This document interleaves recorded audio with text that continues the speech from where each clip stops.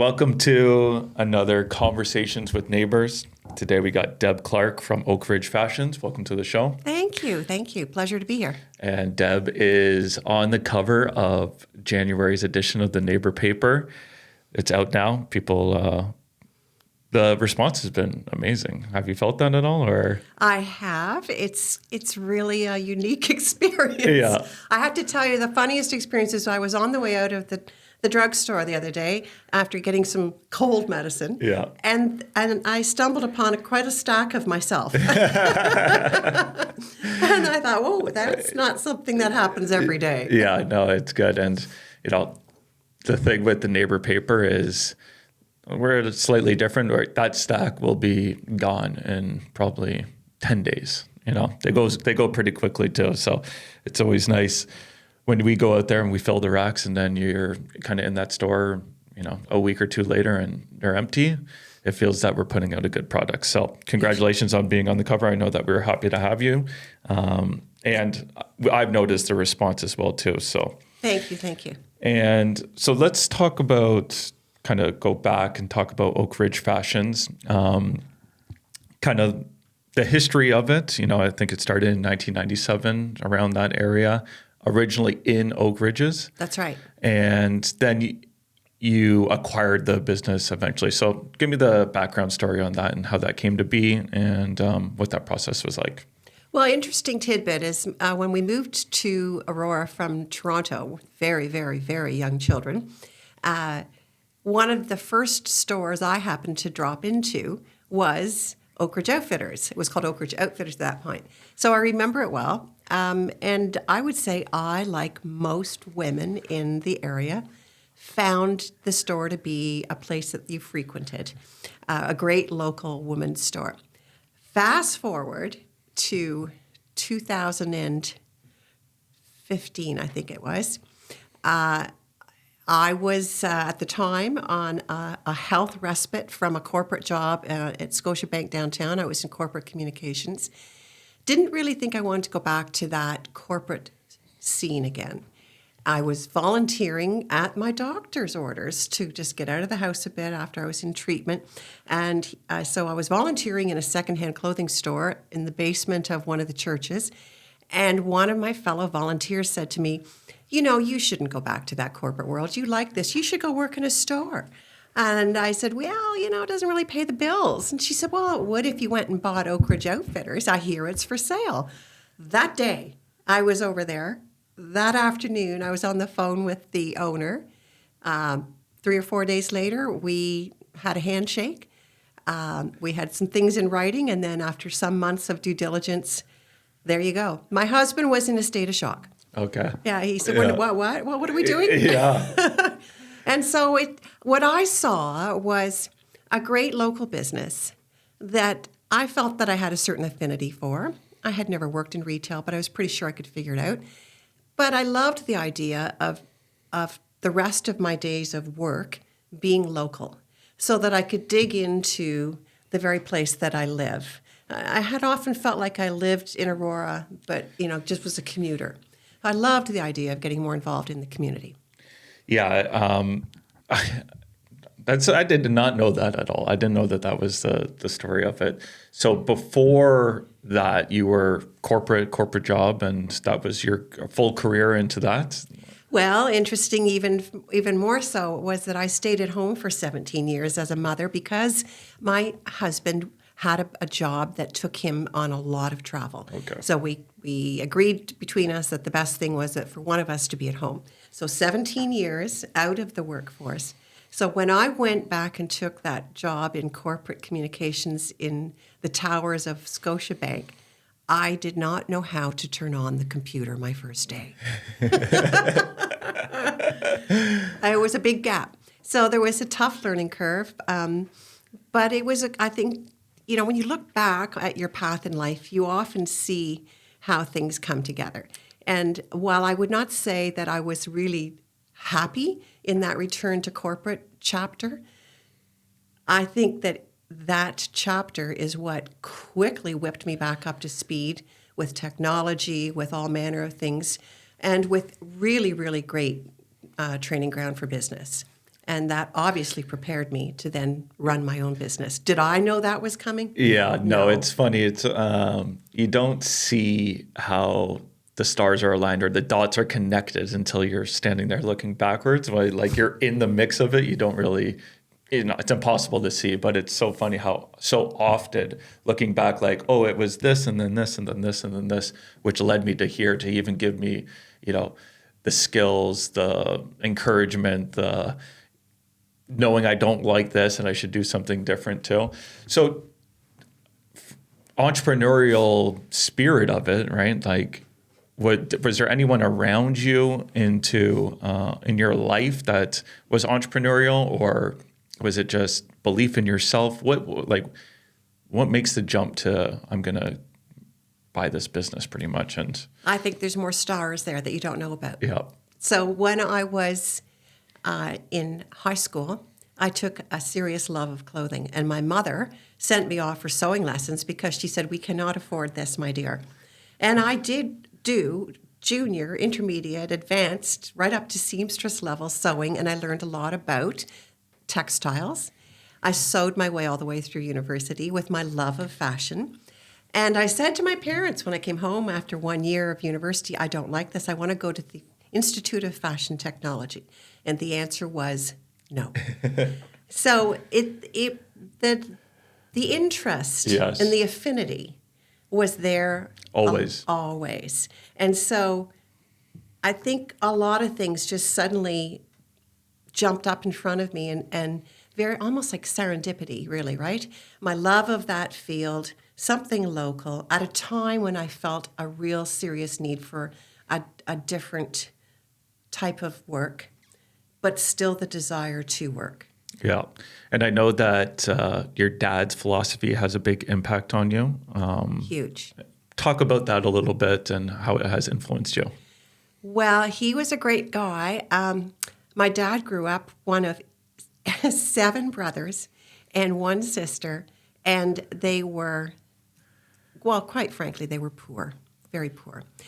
But somebody brought those boys up right because he had a deep belief in being a good neighbor and being a good supporter of community. And as a child, I remember him forever going off to be, he was part of the Conservation Authority, part of the John Howard Society, part of the figure skating club, for heaven's sakes, because my sister was a skater, part of so many things. And for me, I had a little connection specifically with him. On Sundays, I would be the one that most often went to church with him.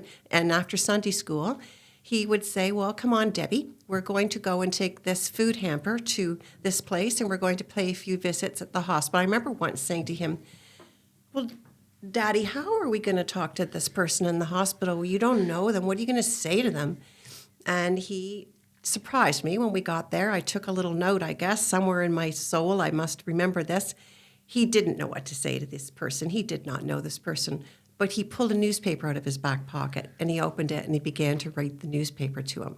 And that was when I began to notice that any of us can do a little something for someone without really much effort. Yeah. And have you kind of narrowed it down into joy through service? I heard you say that before, and that kind of embodies what that is. Mm-hmm. And you can find that in many different ways for many different people, right? Mm-hmm. Even in your business, servicing customers and, transforming how they feel, their feelings and their emotions when they're coming in the store. Maybe they're not feeling so good about themselves, and, you walking them through different fits, and, that's a small way of doing a big thing, joy through service.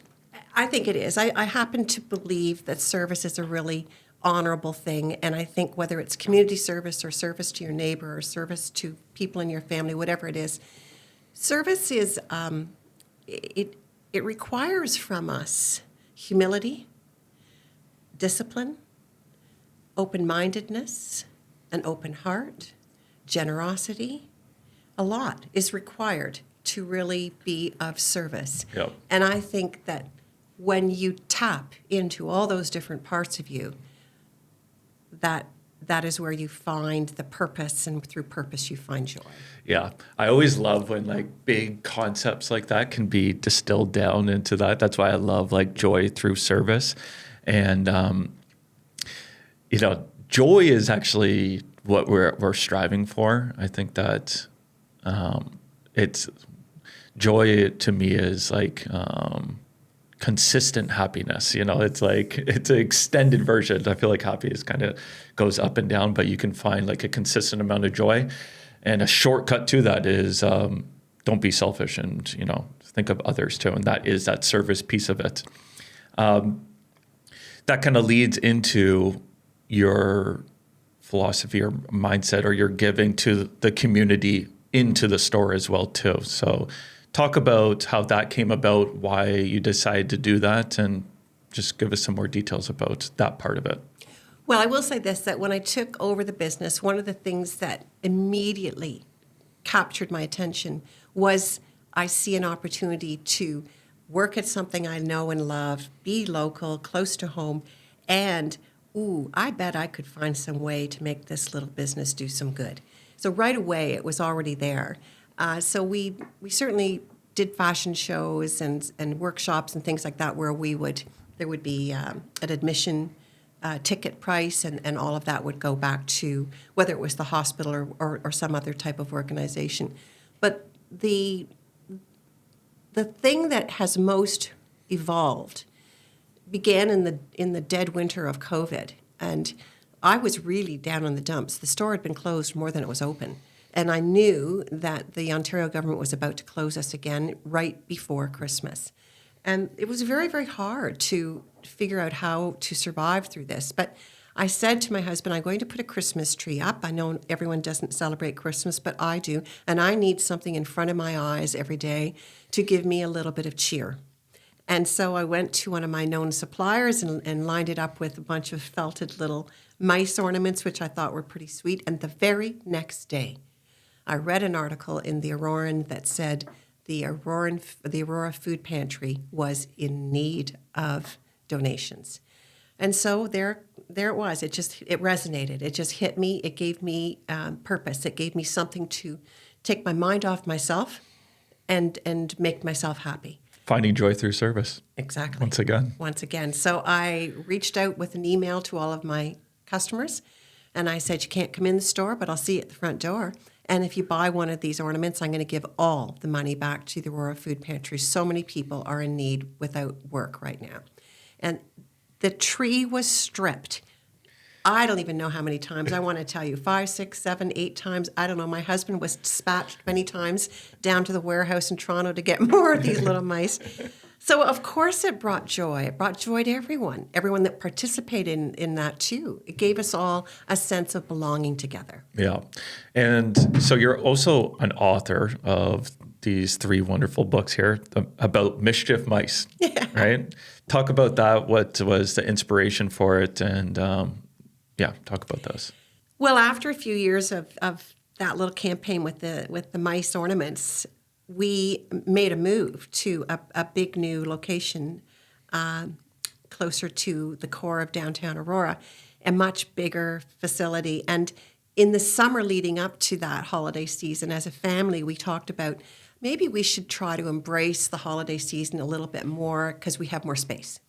So we talked about a bigger tree, and we talked about a whole bunch more mice. And then it was our daughter, Emma, who said, well, Mom, a lot of people say they're buying these mice for children and grandchildren because they're so sweet and unbreakable. Okay. Is there a coloring book? Is there a storybook? And it just got into my head and on my heart.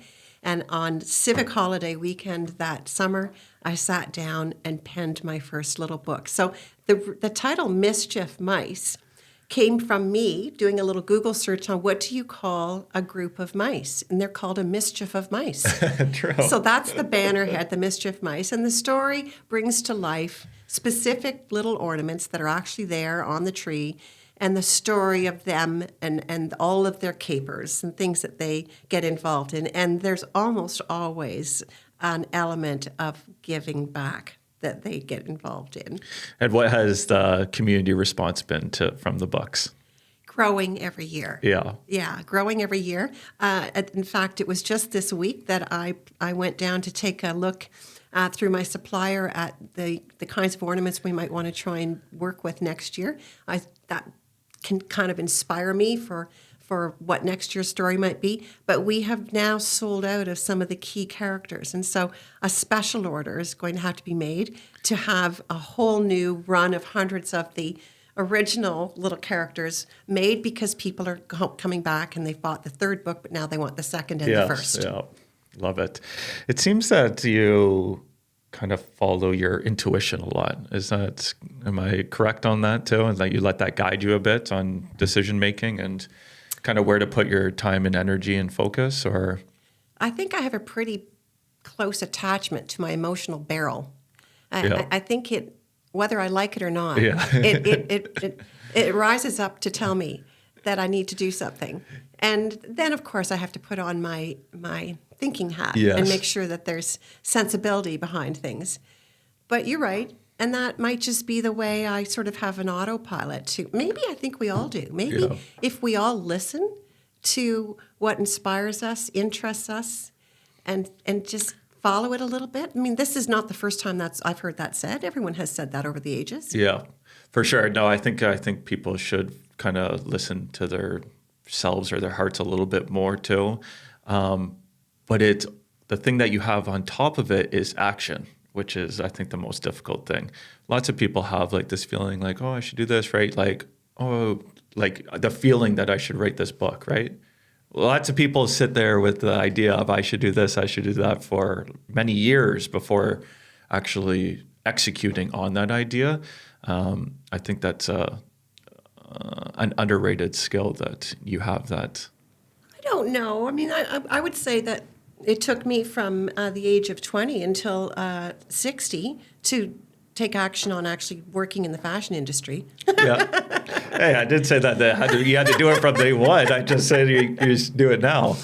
I think I would say, maybe you're right, but I'd also say don't be discouraged and don't think that, oh, I never get around to doing what I always think I want to do. That's okay. Sometimes a lot of things have to come together. Timing energy, has to be right. Timing, energy, and money. Yeah. And all kinds of things have to come together to also enable that action, Yeah. to free you up to take the action. We're not always in a place to be able to do exactly what we want in life. We have to honor that, I think. We have to put our head down and be disciplined and say, I would love to do Project X, but I'm not in a place right now where I have the luxury of For doing sure. that. But I won't let go of that sight. I'll keep my eyes on it because that will excite me thinking more and more about it. Yes. And I'll get there, and I'll get there in time, and the world and life and everything else will tell me when that moment is. For sure. Yeah, it's the rhythm of life, finding it when the right times. Speaking of that, you touched on it a bit of making that move, right, to this historical building in Aurora. I don't know if you have been there, whoever's watching or listening, but it's quite amazing too, and there's a rich history to it. Speak about that. I think we go back to this. This is a little intuition of like this became available, and you made the jump. And well, so there's a piece. There's one action that I struggled mightily with, and I didn't have a lot of time. I didn't like the look of a renewal on a lease where we were. And it was troubling me a bit, the length of time that was available for further leases and so on. So I felt I had an obligation to look around, and we saw the old bank, the old CIBC building, and it was in pretty rough shape at the time that we saw it. So I was pretty stressed. There's my sensible side coming in. I was pretty stressed about what we might be stepping into. And I didn't have a lot of time, but I did really think it through hard. I did really do the math. I really did try to balance how much do I love this against how much does it make sense? Yep. And in the end, push the button to go. It's always hard to make change. I think we all know that. And it's risky sometimes. And it's hard to know if you've made the right decision or not. It really is very hard. But at the end of the day, we did go, and I think that the universe was on our side, and it's worked out really, really well for us.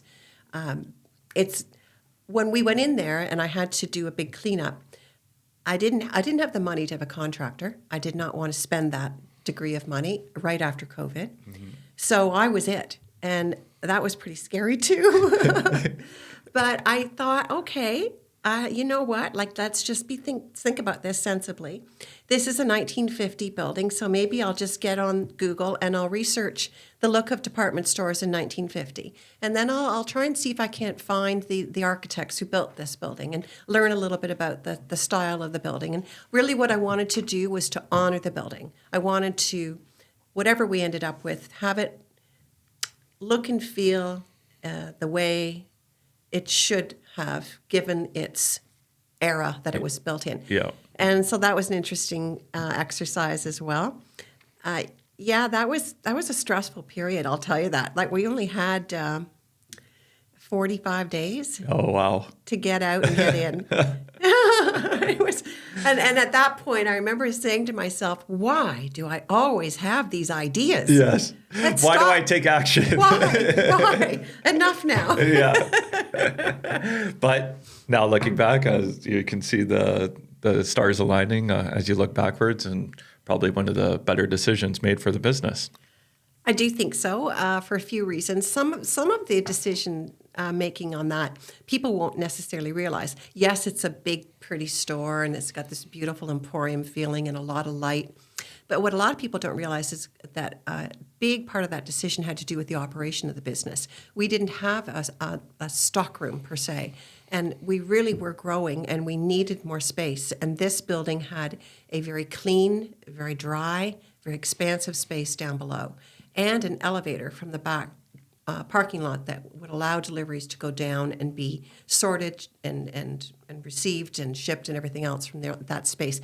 That was a big practical piece of the decision. Yeah, the functionality of the building as well too. And, the business growing since you've taken it over, expanding too. I think it says a lot about how you run the business and how you think about your customers and building your relationships with your customers. I know that you got a good social media following, a good newsletter following too. And I think one of the unique and core things that you do is the long form YouTube videos where you dive deep into kind of product and talk about it too. And that's a good way to be able to communicate to your customers of things that are coming into the store and having you talk through it. What made you start doing that? When did you start doing that? And what has been the effect of kind of doing that long form video for your customers? Well, that started in COVID. Okay. When people couldn't come in. Excuse me. And I felt that the only way to communicate with them was to do a little show and tell. And much, much to my surprise, they responded. I remember being just astonished. I remember looking at our first video that we did and thinking that it was very poor. But it was real and it was authentic. And so I hoped that people would see that. I hoped that people would understand that I was just a small businesswoman trying to survive. Yeah. And I think that is what they saw. And I'll tell you, there are many times when I look at these videos that we do and I think they're not fancy enough. They're not clever enough. And I take a look at, what's on social media now. Oh, it's so clever, so interesting. I don't know how to do all that. So I stick with what I do know how to do. I hire the experts to help me do all the rest of it. But mostly, I think, I'm dressing women who are aged roughly 40 to 90. So they're not really, under 40s are a different generation. So I think most of my customers are a little bit like me. They understand the straight up, ordinary. They appreciate information. So I try to dispense them information not only about what I think of the garment, the styling, but also the fabric, the care. I try and give them as much information as I can. And it's not fancy by any means. Yeah, but it's authentic, and I think that comes across in the video as well too.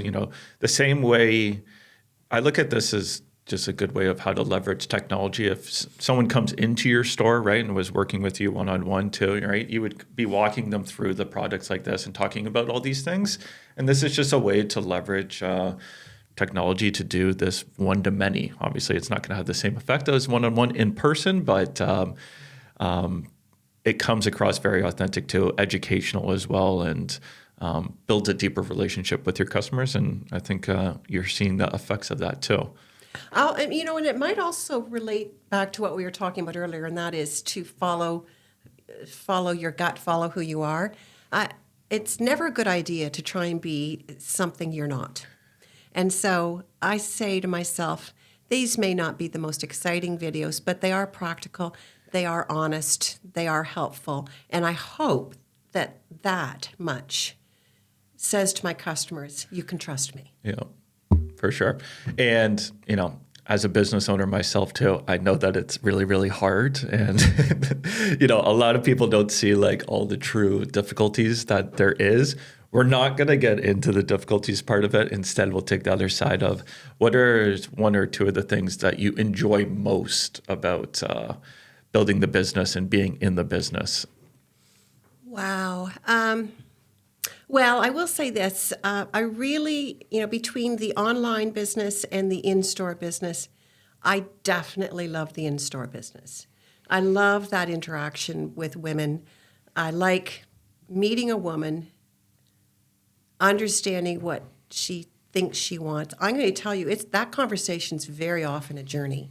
What they start out and tell me is not always exactly the best guiding point.